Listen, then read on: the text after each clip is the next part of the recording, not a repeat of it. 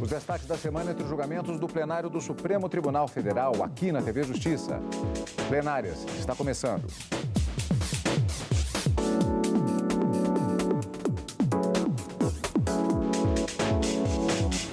Hoje, os principais momentos da sessão do dia 19 de dezembro de 2018. Karina, uma sessão especial porque ela marca o encerramento do ano judiciário de 2018. Aliás, já adiantando que nós vamos ver no nosso programa de hoje, inclusive, matérias especiais a respeito do desempenho do ano judiciário de 2018, também o encerramento das atividades nas turmas do STF e, vale lembrar, tivemos o tradicional discurso do presidente do Supremo Tribunal Federal com os números relativos exatamente a esse ciclo que se encerra. Agora, além disso, Karina, nós tivemos o início de um julgamento que tem muita repercussão.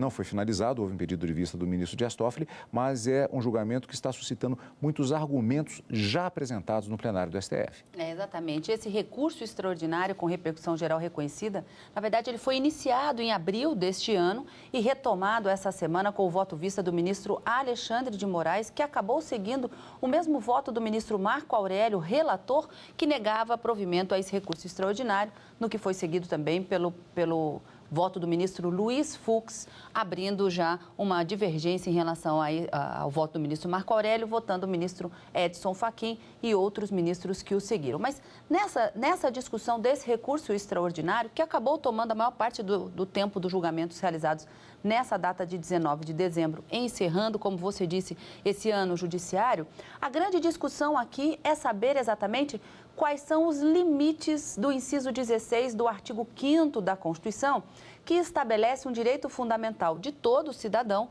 que é o direito de liberdade de reunião.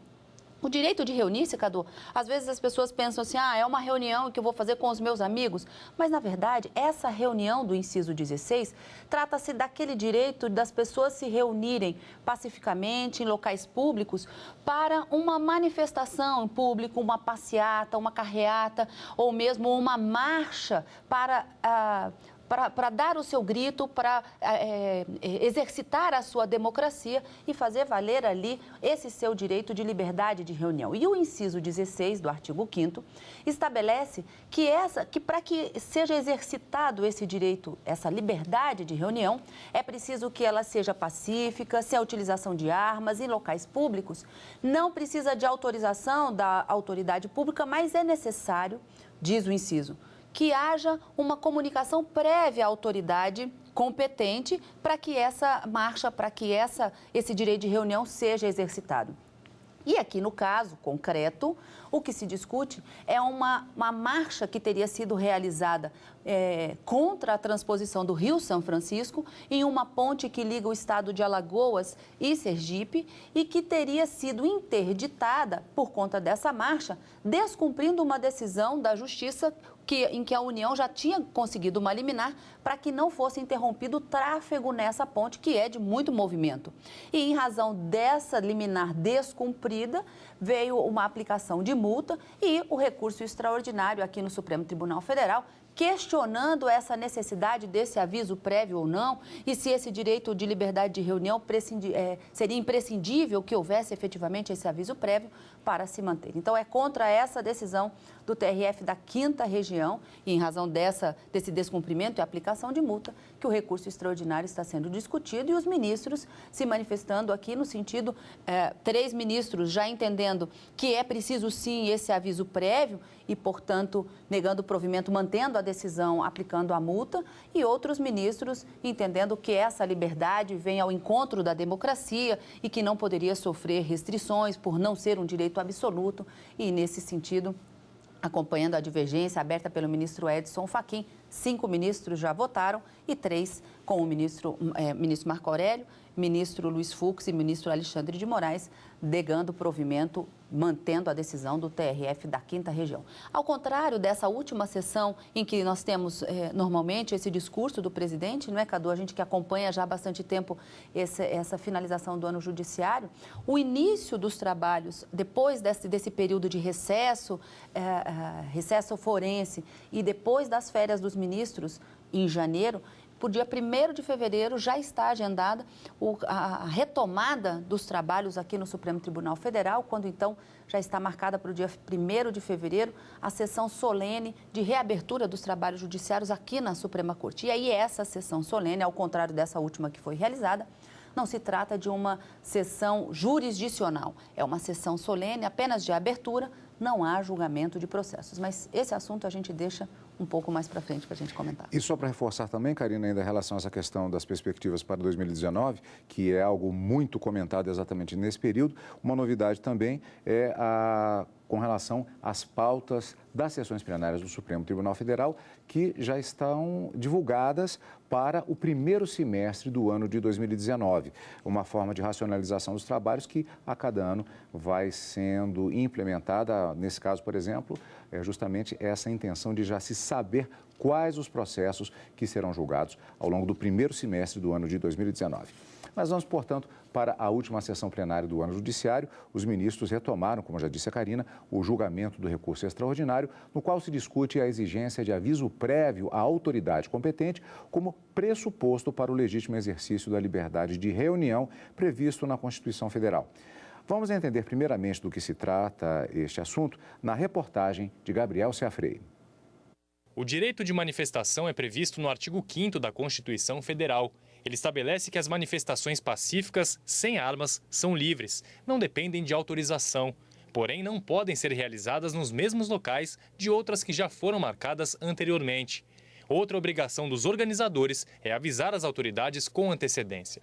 Mas, de acordo com o Tribunal Regional Federal da 5ª Região, não foi isso que aconteceu em um protesto organizado por sindicatos e entidades de classe em 2008. Eles manifestavam contra a transposição do Rio São Francisco, na BR-101, uma rodovia federal, no trecho entre Sergipe e Alagoas. Segundo o TRF, os organizadores descumpriram uma liminar que impedia o protesto. Por não aceitarem a decisão, sindicatos e entidades de classe buscaram o Supremo Tribunal Federal. O relator do processo, o ministro Marco Aurélio, manteve a decisão do TRF, por entender que os organizadores não comunicaram às autoridades competentes, além de impedir o trânsito na rodovia. Deve uma manifestação convocada nesses termos deixar de existir ou ser considerada ilícita por não ter sido comunicada formalmente às autoridades? Ou seja, se as autoridades ficaram sabendo de alguma forma, se a manifestação foi amplamente noticiada no rádio, será que a ausência formal de comunicação prévia inviabiliza um direito de você lutar por novos direitos ou pela garantia de direitos? Após o voto do relator, o ministro Alexandre de Moraes pediu vista do processo. O recurso extraordinário tem repercussão geral reconhecida. Ou seja, a decisão tomada pelo STF vai refletir em outros casos semelhantes. E na sessão da última quarta-feira, os ministros votaram o tema, começando com a apresentação do ministro Alexandre de Moraes, proferindo voto vista. Como vimos, o ministro relator Marco Aurélio votou em uma outra sessão e, neste voto do ministro Alexandre de Moraes, houve um acompanhamento dele em relação ao posicionamento prévio do ministro relator. Para eles, o prévio aviso às autoridades competentes não significa restrição à liberdade de manifestação, que é um dos princípios basilares da democracia e ocorre em todas as democracias ocidentais. O julgamento do recurso extraordinário retornou ao plenário do Supremo com o voto vista do ministro Alexandre de Moraes. Para ele, o direito de manifestação está previsto na Constituição Federal e também prevê regras, entre elas, avisar as autoridades sobre qualquer ato dessa natureza. O ministro ponderou que não se trata de pedir autorização, e sim comunicar para garantir a segurança dos protestos. O prévio aviso à autoridade competente é, portanto, exigência razoável e expressa do texto constitucional. E tem, por finalidade, permitir ao poder público a organização e realização das medidas necessárias para a segurança nacional, segurança pública, defesa da ordem, prevenção do crime, proteção da saúde ou moralidade, proteção dos direitos e liberdades dos demais, ao mesmo tempo que protege o direito e garante O direito dos manifestantes também protege os direitos e liberdades dos demais não participantes. Alexandre de Moraes acompanhou o relator ministro Marco Aurélio. Já o ministro Edson Fachin teve entendimento divergente.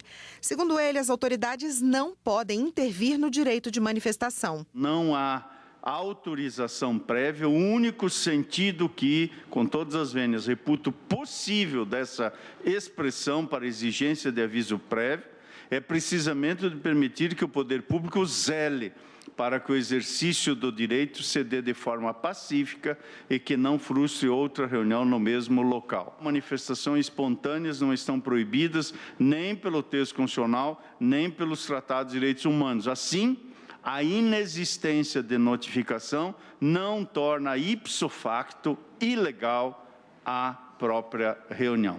Fachin foi acompanhado pelos ministros Luiz Roberto Barroso e Ricardo Lewandowski e também pelas ministras Rosa Weber e Carmen Lúcia. No caso que nós estamos examinando, a falta de autorização foi o fundamento adotado para que se considerasse ilícita. E por isso eu acrescento ainda outras decisões de tribunais internacionais e os pactos e as convenções internacionais para reafirmar o direito à liberdade de manifestação e ter, portanto, como não válida a decisão que se fundamentou exatamente nessa circunstância para a conclusão garantida ou mantida, ratificada pelo tribunal. O ministro Luiz Fux acompanhou o relator.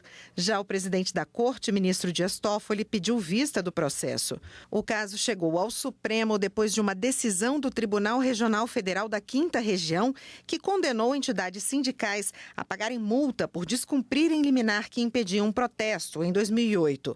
As entidades manifestavam contra a transposição do Rio São Francisco na BR-101, uma rodovia federal no trecho entre Sergipe e Alagoas. Agora, Karina, a perspectiva para esta apresentação do voto vista do ministro Dias Toffoli, evidentemente, fica para o próximo ano.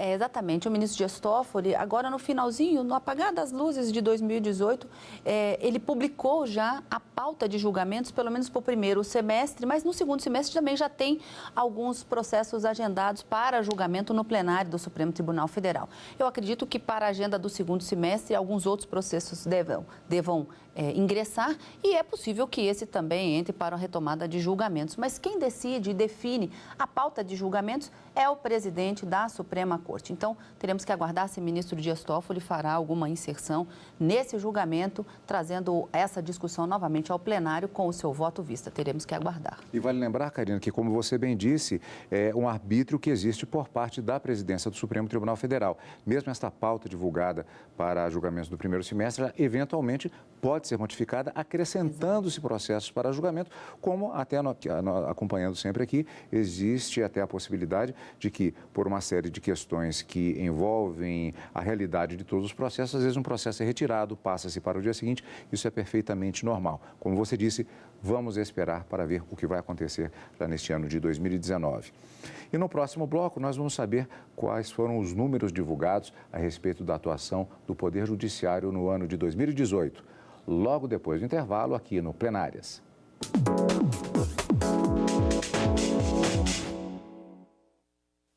Um país se constrói com respeito às leis e trabalho, de empregadores que assumem os riscos do negócio e de empregados que emprestam sua mão de obra. A Justiça do Trabalho é o ramo do judiciário que julga os conflitos e concilia patrões e empregados. Seu papel é estabelecer a paz social, permitindo que o país cresça com dignidade e segurança. Defenda a Justiça do Trabalho. Ela é de todos os brasileiros. No Saber Direito Profissão deste fim de semana, o bate-papo é com Fabiano Melo. Ele fala sobre a profissão e no quadro Carreira você vai ter ideia das oportunidades de mercado para especialistas em direito ambiental.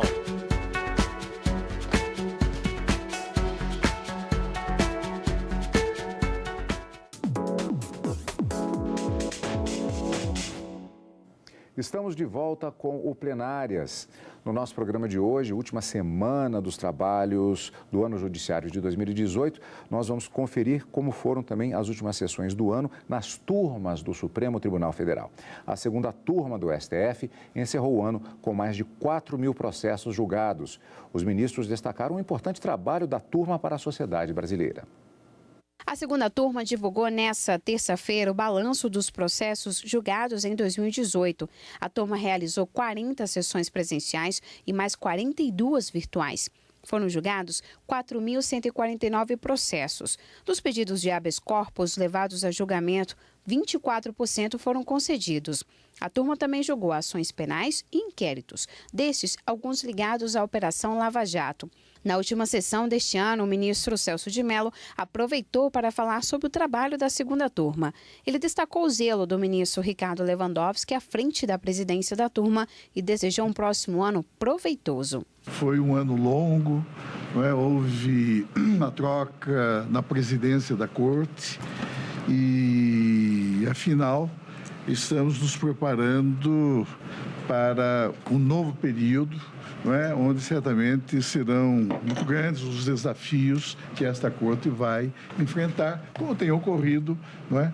Ao longo de todos esses anos. Os ministros Edson Fachin e Carmen Lúcia também ressaltaram que 2018 foi um ano importante de atuação da turma e do STF no julgamento de casos relevantes. Me permito dizer a Vossa Excelência que tem sido um prazer estar na presidência de Vossa Excelência, especialmente com a experiência que Vossa Excelência tem trazido a esta segunda turma. Não apenas me sinto extremamente honrada de estar na turma de novo e sob a presidência de Vossa Excelência, mas faço coro com tudo que foi afirmado aqui pelo ministro Celso de Mello, no sentido de desejar a Vossa Excelência e aos familiares um muito Feliz Natal e um ano novo cheio das melhores coisas como merece. Muito obrigada por nos presidir com este fair play, com esta sabedoria.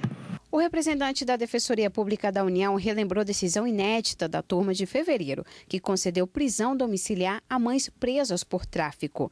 E a subprocuradora-geral da República também parabenizou as atividades da turma. Agradecer à turma e à Vossa Excelência por sempre se debruçarem com tanto cuidado, com tanto carinho nas causas dos mais frágeis, dos mais carentes aqui representados, né, sempre pela Defensoria Pública Federal e também dos estados. E esse ano, como um destaque muito grande para aquele julgado conduzido por Vossa Excelência, relatado por Vossa Excelência, do caso das gestantes e mães encarceradas de forma muitas vezes tão desumana no Brasil. Parabenizar Vossa Excelência pela forma eficiente e competente com que vem conduzido os trabalhos da turma e desejar a todos, a Vossa Excelência, aos eminentes ministros, ao eminente defensor público, aos servidores da casa, aos presentes a essa sessão, um Feliz Natal, um ano novo e certa de que no ano que vem os desafios que virão, sem dúvida, serão enfrentados com a mesma competência com que foram enfrentados no curso desse ano. O presidente da segunda turma, ministro Ricardo Lewandowski, agradeceu o apoio dos ministros e destacou que, mesmo com as divergências, o trabalho tem sido sereno e representa um serviço público essencial para a sociedade brasileira.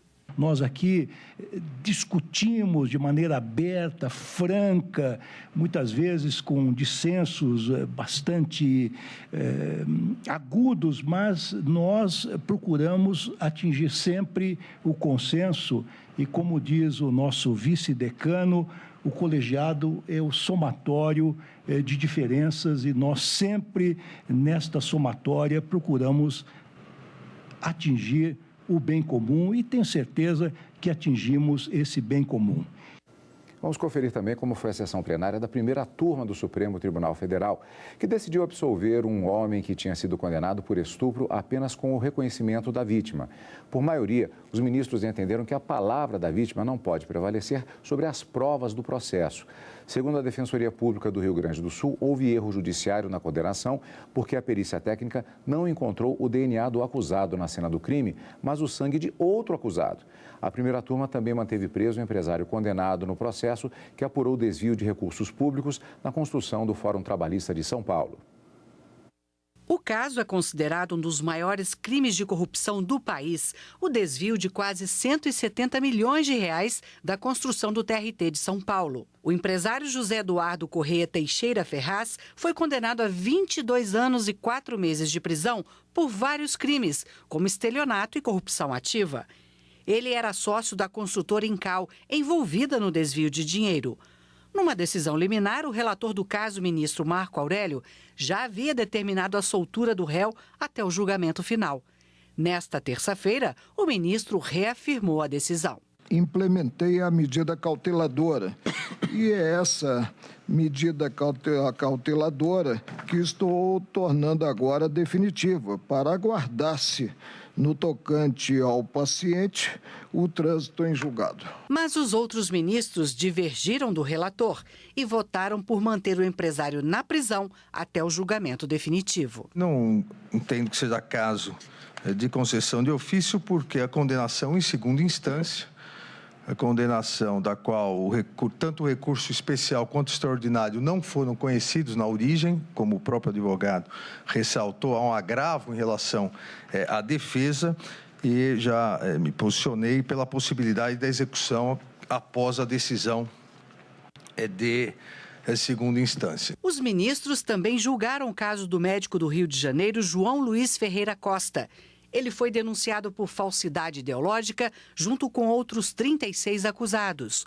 O crime: desvio de dinheiro público de contratos entre a Prefeitura do Rio de Janeiro e a Biotec Humana Organização Social de Saúde. O valor, segundo a denúncia, passou de 48 milhões de reais.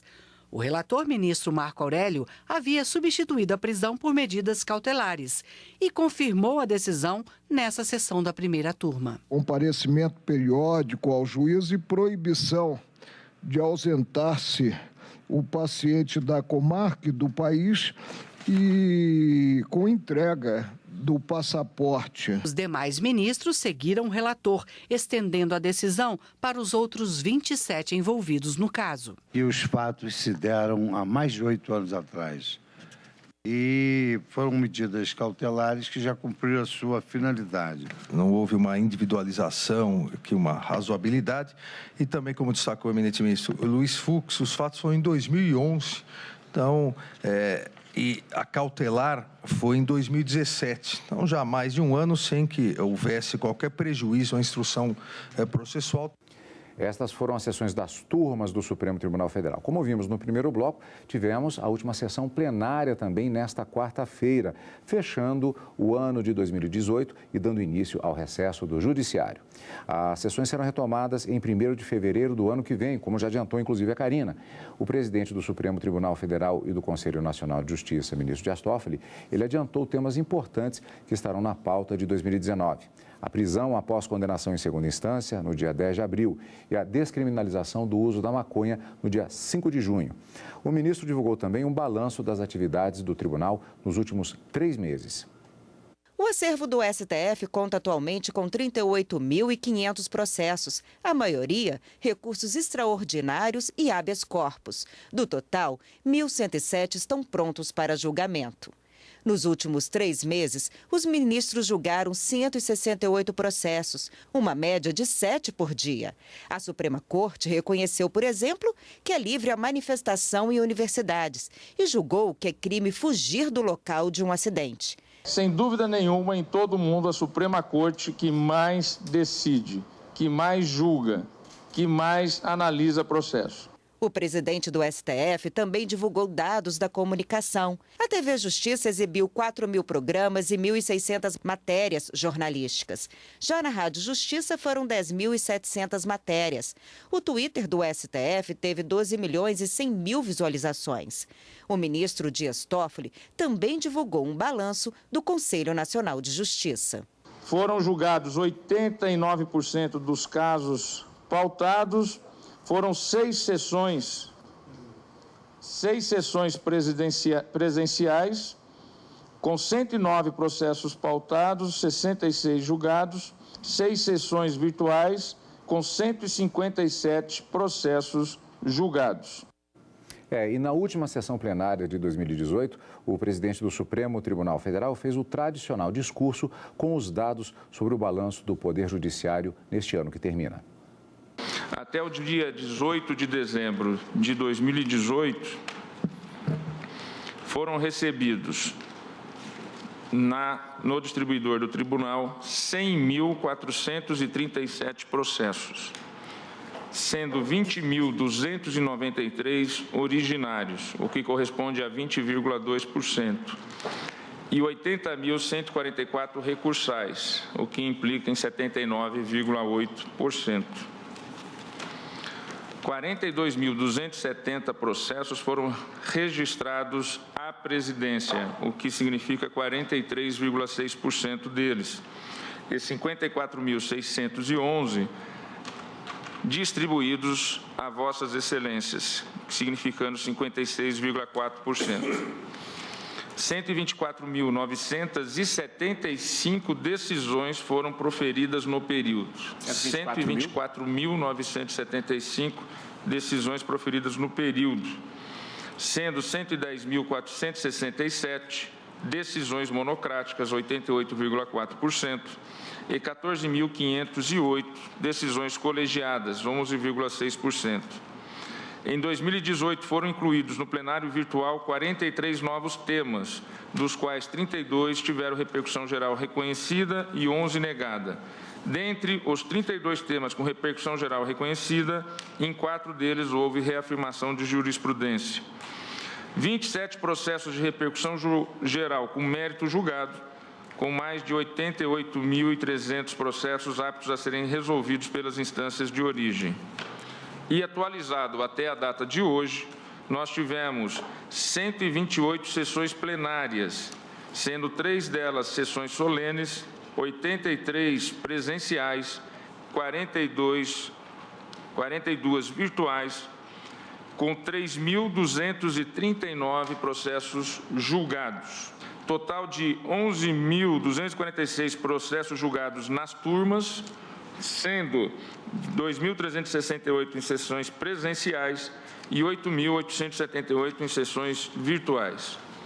Foram publicados, até a data do dia 18 de ontem, 14.350 acórdons. 14.350. No período foram baixados 105.542 processos. Hoje, o acervo do tribunal, números da data de 18 de dezembro, da data de ontem, 38.533 feitos em tramitação, 15,2% inferior ao acervo de 31 de dezembro de 2017. Ou seja, cumprimento a vossas excelências, todos nós trabalhando arduamente para vencer esta carga de trabalho. E lembrando que aqui fica a última edição de 2018 do programa Plenárias, mas você terá a oportunidade de rever durante todo este período do recesso do Judiciário os principais julgamentos de 2018 e também alguns programas plenárias com a reprise dos principais momentos das decisões dos ministros do Supremo Tribunal Federal. Em fevereiro estaremos de volta e aproveitando e desejando para você, amigo da TV Justiça, um Feliz Natal e um excelente ano de 2019. Para você também, Karina. Igualmente, Cadu. Encontro marcado em 1º de fevereiro. É, exatamente, 1º de fevereiro, com a sessão solene de abertura pela manhã e com a sessão jurisdicional no período da tarde. Obrigado pela sua companhia durante todo este ano de 2018 e continue conosco aqui, na TV Justiça.